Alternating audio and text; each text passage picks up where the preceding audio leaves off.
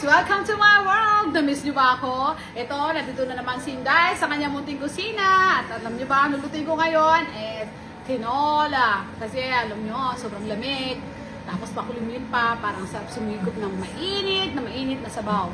At saka tinola ang aming pinagkakasundo ang lahat na pagkain dito. Kumakain ako nito, kumakain ng anak ko, kumakain ng asawa ko. So, isang lutuan lang para sa aming lahat. So, halina kayo! Luto na ako! Let's do it! Okay, una natin gagawin is mag-gisa tayo ng bawang. Siyempre, mantika tayo nilagay. And then, medyo mainit na itong kaldero natin. Pwede na natin ilagay ang bawang. Okay. Bango! Ang bango-bango naman ito. Ang bango-bango. Okay. Then, isusunod natin ang sibuyas. Sibuyas. Actually, gusto ko na rin isabay ang luya. Pero, hindi na lang natin. Then, isunod natin ang luya.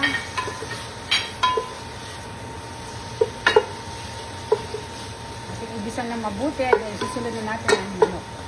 Sunod na natin ang hindi nyo makita. Sunod natin ang manok, guys. Ang daming nito. Laki kasi eh. Laki yung nakuha ko ngayon. Sumama pa yata yung tubig. O yan. Yan. Lagyan natin ang asin. Actually, kaunti lang lumalabas nito eh. Parang titingnan mo, parang ang dami, pero kaunti lang. And then, lagyan din natin ang cute naman ito. Lagyan na natin ng kaunting paminta. Ayan, isa na natin. And then, mamaya, balikan natin. Check na natin. Okay, look. Guys, so, pwede na natin siyang lagyan ng tubig. Then, later, pag malambot na siya, pwede natin ilagay ang sayote.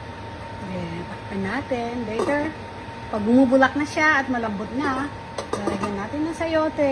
And then, yung pinakagulay niya. Spinach na gagamitin ko ngayon. Okay. Okay, at this point, pwede na natin ilagay ang sayote.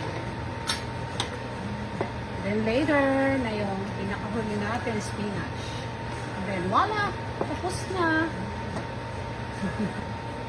And check natin. Wow!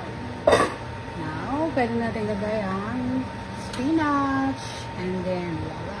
Tapos na. Set na. Yan ang aking tinola. Wow! Ilang rice na naman kaya makakain ni Inday sa tinola. Bulang. Bulang na pag may sabaw.